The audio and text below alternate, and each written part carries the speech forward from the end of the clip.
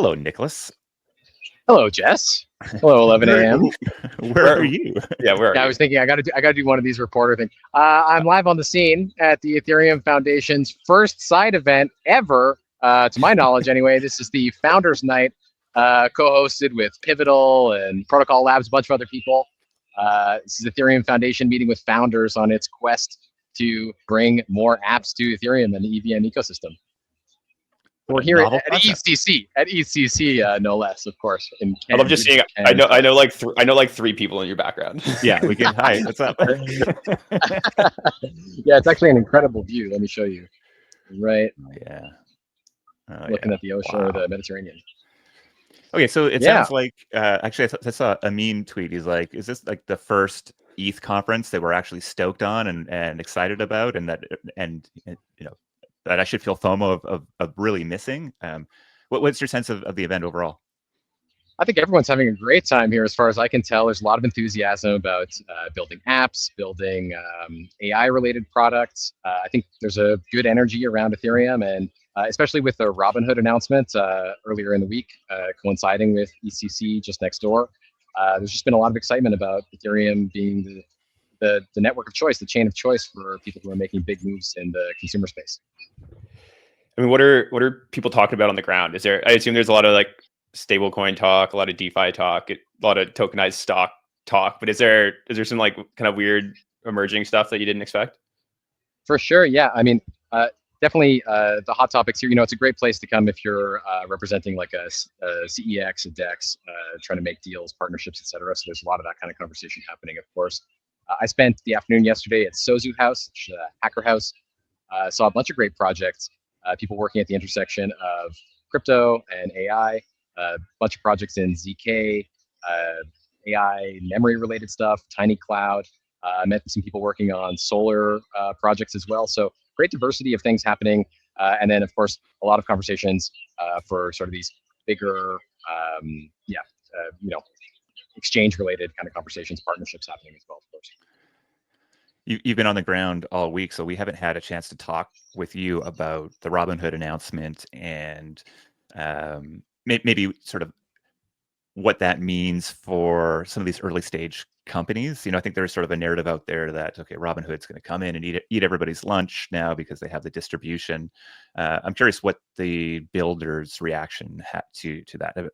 Have they seen it as an overwhelming positive in the way I do, or is there some fear out there? I think two big reactions to the Robinhood announcement. Number one is the choice of Arbitrum has changed the game a little bit in terms of, I think there's been talk on Twitter and also in person here this week about Base maybe moving away from the superchain narrative that we all thought had, to an extent, locked in superchain as the L2 of choice on Ethereum. Robinhood's choice of Arbitrum is obviously changing the narrative around that. A little bit of a cloud over that since the OpenAI announcement that they're not going along with Robinhood's tokenization of their pre-IPO shares. Nevertheless, yesterday I saw, for example, at the Sozu House, a project that's working on a kind of South American version of what Robinhood is building for an American audience. They're doing it for emerging markets.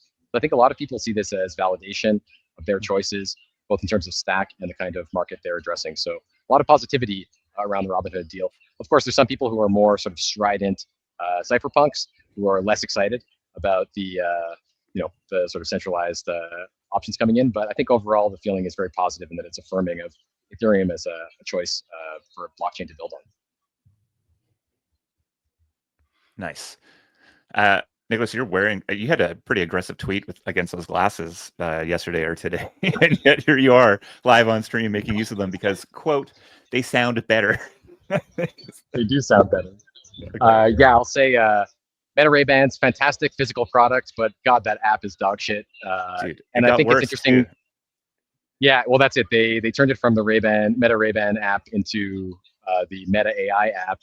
So it's interesting to think in comparison with their moves in the hiring market, offering apparently up to $1 billion for individual researchers, as well as doing multi-billion-dollar acquisitions that are pure acqui-hires, to look at the reality on the ground, regardless of the quality of the AI itself, which may improve. If you look at the actual apps and how they're integrating AI into their apps, I think Meta has a lot of distance to travel before we're choosing to use Meta AI on purpose. So yeah, really don't like the Meta Ray-Bans app. But as a physical product, wonderful. I use it in the exact same. I use it to listen to music and have phone calls, and yeah, that's fun. So I didn't mean to derail the topic here. No, the microphone and the speaker functionality on the headphones is great. It's awesome for taking pictures as you're walking around. Don't have to pull out your phone, but pity upon the people who have to actually open the app and use it. It's really terrible, and further evidence that Meta does not remember how to make good software. Shots fired. So Peace called in with a question here. So I think actually maybe talked about it a few days ago on the show. The like Ethereum Foundation or Ethereum ecosystem's kind of reluctance to support tokens directly. Obviously, great to see them leaning in and supporting apps. But have you seen any kind of narrative violations on support of tokens? Or I recall a narrative violation a few weeks ago when Ethereum Foundation retweeted Virtual's token tease. I haven't heard anything about tokens specifically, but I do think it's pretty interesting that Ethereum Foundation is partnering with people like Protocol Labs and other venture firms for this event. But there's a clear desire within the foundation to be more boots on the ground with the app ecosystem, and I think it's only natural that there be tokens involved in what many of the founders there in the background are launching in the near future. So it's pretty cool, actually, to see Ethereum Foundation step into the ring like this.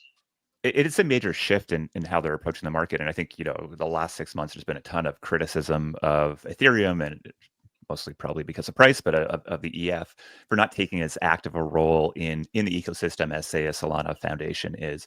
And so I guess you're there on the ground. Does this truly feel like a phase shift? Like, is this a new era for the ETH and Ethereum? Or is this sort of just more some action and maybe not deep buy-in that we ultimately need?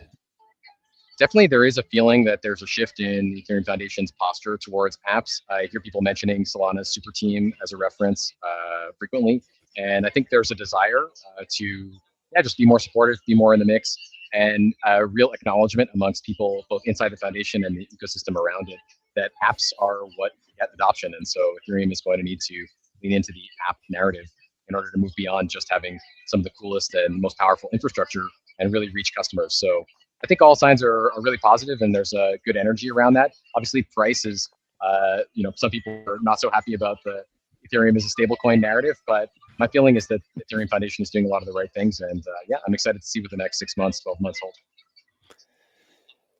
Nice.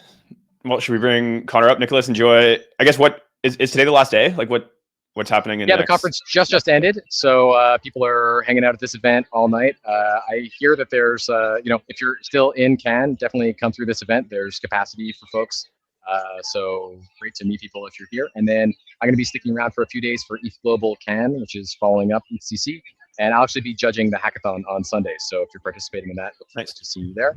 And if you're interested in hanging out, reach out to me on Twitter or Telegram. I would love to meet more people building in the space. Nicholas, thank you, sir. That was a great report from the field. You have set the bar high. Enjoy the rest of your time there, my friend. We'll see you soon. See you.